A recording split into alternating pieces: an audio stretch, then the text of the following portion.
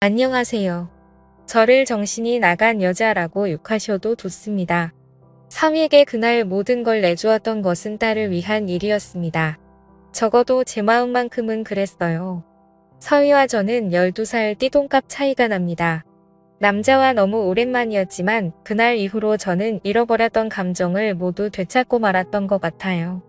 그날 있었던 일과 그렇게 될 수밖에 없었던 일을 전부 말해보겠습니다. 저는 시골에서 혼자 살고 있는 중년의 여자입니다. 딸을 낳고 얼마 지나지 않아 남편은 바람이 나서 저와 제 딸을 버리고 집을 나갔습니다. 살 길이 막막했지만 안 해본 일이 없을 정도로 고생을 하며 열심히 혼자서 딸을 키웠습니다. 마을 농사일을 도우며 마트에서도 일하고 이것저것 열심히 해서 돈을 벌어 생계를 유지했습니다. 저는 어린 나이에 일찍 결혼을 해서 딸을 낳았고 사위는 제 딸과 나이 차이가 좀 있습니다. 저희 딸은 고등학교를 졸업하고 취직을 하지는 않고 술집에서 파트타임 알바를 했습니다. 그러던 중 사위를 만나게 되었다고 말했는데 사위는 술집을 3개나 운영하고 있는 사람이라고 자신을 소개했죠. 차도 고급 외제차를 타고 다니는 사람인데 자수성가를 했다고 합니다. 산전수전 모두 다 겪어본 사람이라고 말이죠. 처음 시작한 술집은 금방 망해버렸고 고생을 많이 했다고 합니다. 다시 자금을 마련해 또다시 도전하기를 여러 번 했다더라고요.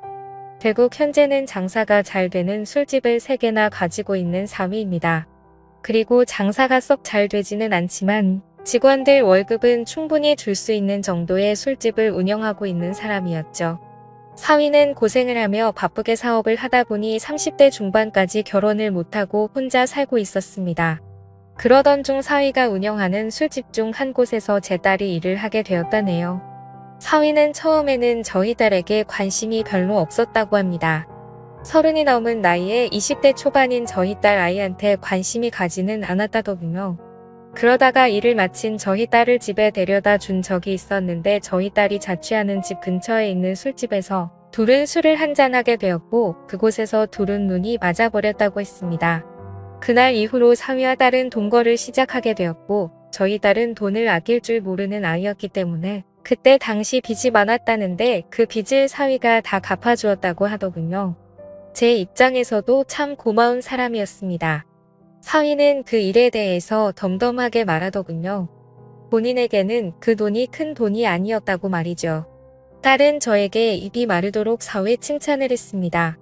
저도 마찬가지로 사위에게 늘 고맙다고 말했어요. 저는 사위에게 고마운 마음이 늘 똑같았는데 제 딸의 고마운 마음은 잠시뿐이었습니다. 사위와 함께 살면서 가정주부로 있던 딸은 낮에도 밤에도 밖으로 나돌았다고 하네요. 그러던 중 제 딸과 어떤 남자가 팔짱을 끼고 지나가는 것을 사위가 목격하게 되었고 사위는 딸의 이름을 크게 불렀는데 딸은 그 남자와 도망을 쳐버렸다고 합니다. 그 후로 사위가 전화를 걸어도 딸은 전화를 받지 않다가 며칠이 지난 뒤에야 집으로 돌아왔다고 하더라고요. 딸은 사위에게 오해하지 말라고 적반하장으로 오히려 화를 내고 나서는 집을 뛰쳐나가 버렸다고 합니다. 지금에서야 알게 되었지만 사위는 그때 결혼을 포기했다고 합니다. 사실 사위의 주변에는 여자들이 항상 많았습니다.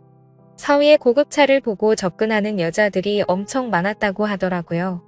하지만 사위는 한눈을 팔지 않았고 저희 딸을 진심으로 사랑했기에 제 딸이 집을 나가고 나서 너무나도 힘들었대요.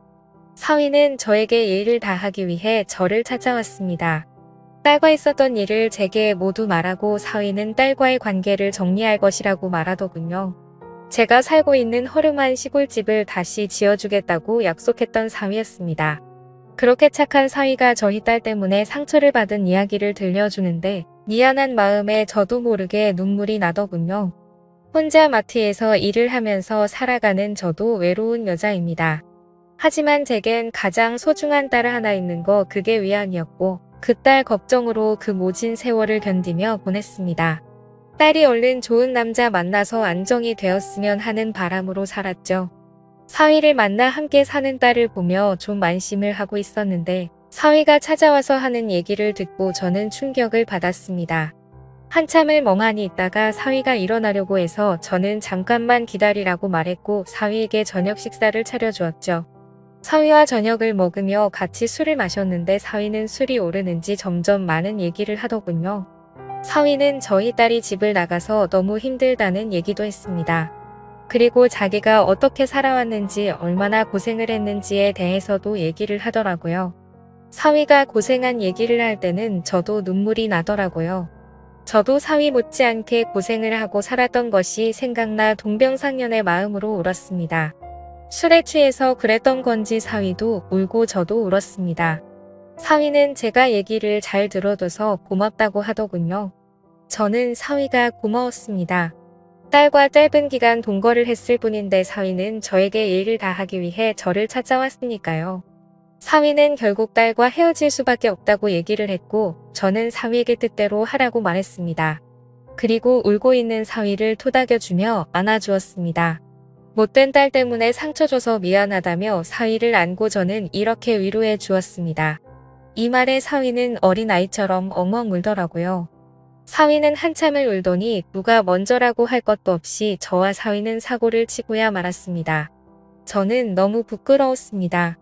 하지만 사위가 원하는 대로 하도록 해주는 것이 딸의 죄를 조금이라도 씻어주는 길이라고 생각했습니다. 물론 사실 저도 좋았습니다. 어떤 남자도 저에게 주지 못했던 감정을 사위가 저에게 주었습니다.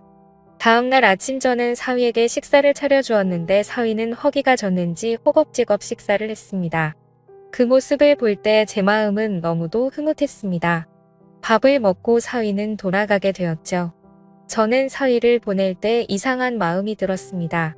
딸을 걱정하고 사위에게 미안한 것이 아니라 사위가 가는 것이 아쉬웠습니다. 저 갈게요. 이렇게 말하는 사위에게 저도 모르게 언제 또 올 건지 이렇게 물어봤고 저도 모르게 나온 이 말에 깜짝 놀랐습니다. 사위는 대답을 하지 않고 그대로 갔습니다. 사위는 그날 집으로 돌아가서 딸의 짐을 모두 밖에 내놓고 딸에게 짐 가져가라고 연락을 했습니다. 딸은 별말 없이 가서 짐을 가지고 갔는데 사위는 그렇게 마음이 아프지 않았다고 합니다. 그날 이후로 사위를 다시 볼 수 없을 거라 생각했습니다. 하지만 사위는 일주일에 3번 정도 저를 찾아왔습니다. 사위가 올 때마다 저는 너무 반가웠고 행복한 시간을 보내게 되었죠. 그렇게 하는 것이 죄를 지은 딸을 대신해서 사위에게 사과하는 것이라고 스스로에게 거짓말을 했습니다. 생각은 그렇게 했지만 사위가 돌아간다며 저희 집을 나설 때면 저는 너무나도 아쉬웠습니다. 얼마 전에 사위가 이런 말을 하더군요. 곧 제가 사는 곳으로 모셔갈게요. 저는 그 말을 듣고 눈물이 났습니다. 저는 사위에게 그런 소리 하지 말라고 했습니다. 딸을 대신해 자네에게 사죄를 한 것일 뿐 다른 욕심은 없다고 말했습니다. 사위는 그냥 그런 줄 알고 계세요. 이렇게 말하는데 저도 모르게 눈웃음을 치게 되더군요. 그리고 며칠 전 사위가 진짜로 트럭을 보냈습니다. 짐을 모두 실어 보내라고 하더군요. 저는 마지못해 저의 짐을 그 트럭에 실어서 보냈습니다. 이래도 되는 것일까 하는 생각이 들지만 어차피 한 번뿐인 인생인데 그냥 흘러가는 대로 살아보려고 합니다. 저는 밖에서 일하고 오는 사위를 위해 집안일을 하고 맛있는 음식을 합니다. 나중에 사위가 저를 필요 없다고 하면 말없이 사위를 떠날 생각으로 말이죠. 그 전까지 저는 그 사람을 위해 아내로서 최선을 다하려고 합니다. 저를 정신 나간 여자라고 욕하셔도 좋습니다. 하지만 저도 정말 힘들고 외롭게 살았기에 지금 이 상황이 너무나도 꿈만 같고 가급적이면 이 꿈이 빨리 깨지지 않았으면 하는 바램만 가득합니다. 그리고 딸은 그 못된 짓을 하고 난 뒤로 저와 연락을 단절해서 지금은 어떻게 지내고 있는지 잘 모르겠네요. 저도 너무 실망했던 터라 관심도 크게 가지가 않고요. 여러분들은 이 상황을 어떻게 보시나요? 지금까지 제 사연을 들어주셔서 감사드립니다. 모두 한 번뿐인 인생인데 남들 눈치 보지 마시고 행복하게 사시길 바랄게요. 감사합니다.